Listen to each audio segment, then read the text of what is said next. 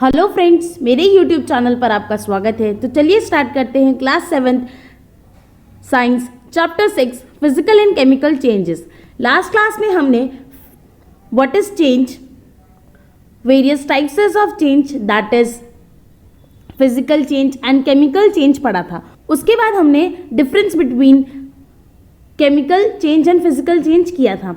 Next हमने characteristics of chemical reactions पढ़ी थी और आज हम पढ़ेंगे रस्टिंग के बारे में कि रस्टिंग क्या है, रस्ट क्या है and what are the method to prevent iron from the rusting.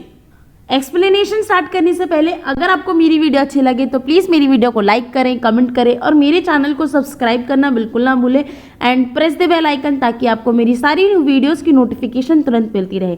तो चलिए स्टार्ट करते हैं रस्टिंग। जैसे कि आपको पता है कि हमारे आसपास बहुत सारे केमिकल रिएक्शंस होते रहते हैं।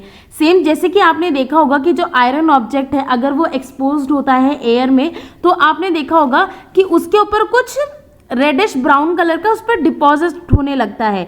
लेकिन जब आप उसे ज़्यादा समय तक के लिए निगलेक्ट करते रहते हैं तो जो ऑब्जेक्ट होता है वो करोड होना स्टार्ट हो जाता है और साथ ही साथ वो यूजलेस हो जाना स्टार्ट हो जाता है। ठीक है, अब जो ये ब्राउन डिपॉजिट है वो क्या है, रस्ट। और जो फिनोमेना है कि ये कैसे होता है और इस फिनोमेना को क्या बोलते हैं, तो इस फिनोमेनन को बोलते हैं रस्टिंग। एंड ये कैसे होता है वो देख लेते हैं। Rusting is actually a corrosion of iron. जो रस्टिंग है वो बेसिकली क्या है कि कोरोजन ऑफ आयरन है। मिलियंस ऑफ रुपीज जो है वो हम अपने बेकार कर देते हैं क्योंकि जो आयरन ऑब्जेक्ट्स होते हैं वो रस्ट हो जाते हैं। अब ये कोरोजन क्या है, जो कोरोजन है वो एक केमिकल रिएक्शन है between a material and the it's environment. तो कोरोजन क्या है, केमिकल रिएक्शन है जिसमें जो मटेरियल है और रिएक्शंस की और एनवायरनमेंट के बीच में रिएक्शन होती है जिसकी वजह से जो मटेरियल है वो खराब होने लगता है और उसकी जो फिजिकल प्रॉपर्टीज होती है वो अल्टर होती हैं। ठीक है, much of this loss is due to the corrosion of iron. अब जो ये ज्यादातर जो लॉस है ये क्या होता है, कोरोजन ऑफ आयरन में होता है या अदर मेटल्स में भी हो जाता है। ठीक है, अब ये प्रॉब्लम जो है आयरन के साथ और बहुत सारे मेटल्स के साथ, इसमें क्या होता है कि जो ऑक्साइड होता है वो फॉर्म हो जाता है बाय द ऑक्सीडेशन और बाद में धीरे धीरे जो मेटल होता है वो खराब होना, डिट्रॉयट होना शुरू हो जाता है। अगर हम ये नहीं चाहते हैं तो हम अपने मेटल को या अपने आयरन को हम कैसे प्रोटेक्ट कर सकते हैं कि हम उसके ऊपर एक प्रोटेक्टिव लेयरिंग कर दें जिसकी वजह से जो रस्टिंग है हम उसे प्रिवेंट कर सकते हैं या तो हम उसे स्लो डाउन कर सकते हैं ताकि वो हमारे जो मेटल है या आयरन है उसको ज़्यादा कोरोड ना करे। It is interesting to know that certain metals such as aluminium developed a very tough oxide coating which adheres strongly to the surface of metal and protect the metal surface from the further corrosion। देखिए जो metal जैसे कि aluminium है वो भी oxide होता है लेकिन थोड़ा सा ऑक्साइड होने के बाद वो एक अपने ऊपर एक टफ ऑक्साइड की कोटिंग जो है वो डेवलप कर लेता है अपने सरफेस से जिसकी वजह से जो मेटल है वो प्रोटेक्ट हो जाता है फर्दर कोरोजन से। अब हम बात करते हैं कि व्हाट इज रस्ट। रस्ट क्या है, rust is called oxide iron in the language of science. देखिए जो रस्ट है वो बेसिकली क्या है, ऑक्साइड आयरन है। रस्टिंग कैसे होती है, जब ऑक्सीजन जो है वो कांटेक्ट में आता है आयरन के और ऑक्सीजन जो है वो कंबाइन करता है, मतलब केमिकली रिएक्ट होता है मेटल के साथ और फॉर्म करता है कौन सा कंपाउंड, ऑक्साइड कंपाउंड फॉर्म करता है जिसकी वजह से जो मेटल की जो बॉन्ड्स होते हैं वो वीक हो जाते हैं और जो बेस मेटल जैसे कि आयरन है, स्टील है और जो रिजल्टेंट ऑक्साइड बनता है वो क्या बनता है, iron oxide. And the formula is Fe2O3H2O। Next is cause of rusting. Iron और स्टील स्ट्रक्चर में appear solid but water molecules can easily penetrate the microscopic pits and cracks in the any exposed metal surface। देखिए जो iron या steel है वो basically appear होता है solid में लेकिन जो वाटर मॉलिक्यूल्स हैं वो इजीली पेनिट्रेट कर सकते हैं क्रैक्स में, जो भी एक्सपोज्ड मेटल है उसके सरफेस में। जैसे कि आपको पता है कि जो वाटर मॉलिक्यूल्स है वो हाइड्रोजन एंड ऑक्सीजन एटम जो है वो कंटेन करता है। हाइड्रोजन एटम जो है वो प्रेजेंट होता है वाटर में जो कंबाइन करता है अदर एटम्स के साथ और क्या बनाता है, एसिड्स फॉर्म करता है जो इवेंचुअली जो मेटल है उसको और एक्सपोज करता है। और जो देखिए जैसे कि अगर सोडियम है तो वो प्रेजेंट है सॉल्ट वाटर में, तो करोजन जो होगा वो ज़्यादा और क्विकली होगा।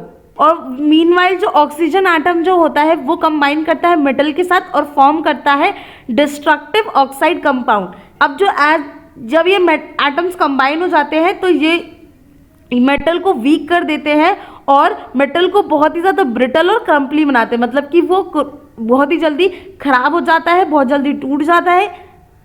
Next is how to prevent rusting. अब देखिए कि हमें कैसे अपने आयरन ऑब्जेक्ट्स या मेटल्स को रस्टिंग से प्रिवेंट कर सकते हैं। तो बहुत से मेथड्स हैं जिससे हम कोरोजन जो है उसको प्रिवेंट कर सकते हैं, ताकि जो मेटल है वो कॉन्टैक्ट में ना आए एयर के साथ और मॉइस्चर के साथ। तो first method is by painting. जो एक्सपोज सरफेस है मेटल का, हम उसे पेंट कर दें, क्योंकि जो पेंट होता है वो कंटेन करता है ऑयल और फॉर्म करता है thin protective layer on the metal, जिसकी वजह से जो मेटल है वो प्रोटेक्ट हो जाता है कोरोड होने से। Second method is greasing. देखिए जितने भी मेटल होते हैं जैसे कि पार्ट ऑफ मशीन में, हम उसे रेगुलरली कोट करके रखें ग्रीस से या ऑयल से, जिसकी वजह से वो प्रोटेक्ट हो जाते हैं कोरोजन होने से और खराब नहीं होते हैं जल्दी। Third method is alloying. Alloying means mixing 2 or 3 metals in their molten state homogeneously.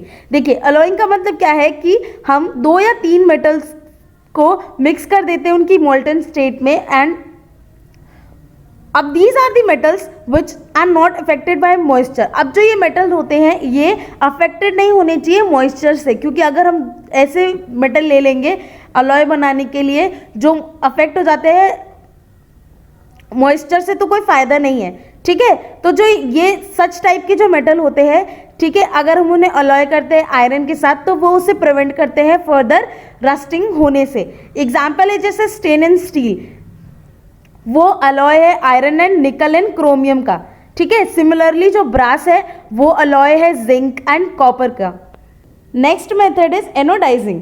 देखिए this is the method of forming an artificial oxide layer of aluminium on the surface. ये जो मेथड है इसमें क्या होता है कि हम artificial oxide layer of the aluminium जो है वो सरफेस पे चढ़ाते हैं। अब जो ये ऑक्साइड लेयर है जिसे हम एल्यूमिनियम ऑक्साइड या एल्यूमिना बोलते हैं, ये इसकी बहुत सारी इंपॉर्टेंट प्रॉपर्टीज़ है। फर्स्ट क्या है कि ये ट्रांसपेरेंट सेरेमिक है और ना ही ये मेटल है और बहुत ही ज़्यादा हार्डर होती है एज कम्पेयर टू एल्यूमिनियम से।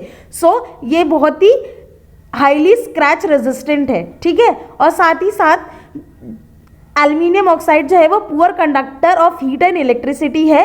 Unlike the case of steel, the layer of aluminium oxide help to prevent further corrosion of the surface.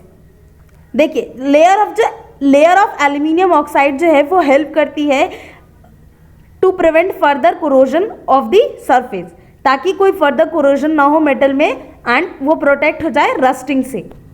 Next method is galvanising.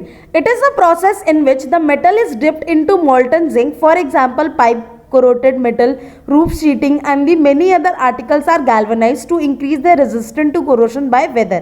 देखिए galvanization वो प्रोसेस है जिसमें जो मेटल है उसको डिप किया जाता है मोल्टन जिंक में। बहुत से ऐसे एग्जाम्पल है जैसे कि पाइप है, कोरोगेटेड मेटल, रूफ है, शीटिंग है और बहुत से आर्टिकल्स जो है उनको गैल्वेनाइज किया जाता है ताकि वो जो है वो इंक्रीज हो जाए उनकी resistance to the corrosion by their weather. ठीक है, ताकि उनकी जो करोजन रेजिस्टेंसी पावर है वो इंक्रीज हो जाए और वो करोड ना हो वेदर से। Next is electroplating. It is the process of coating a protective layer of metal on the another metal by the means of electrolysis. Electroplating क्या है? इलेक्ट्रोप्लेटिंग वो मेथड है जिसमें जो कोटिंग होती है protective layer of the metal की किसी दूसरे मेटल पे। किस मेथड से? इलेक्ट्रोलिसिस मेथड से। अब जो इलेक्ट्रोप्लेटिंग है वो प्रिवेंट करती है मेटल लेयर्स को ताकि वो कांटेक्ट में ना आए एयर या मॉइस्चर के।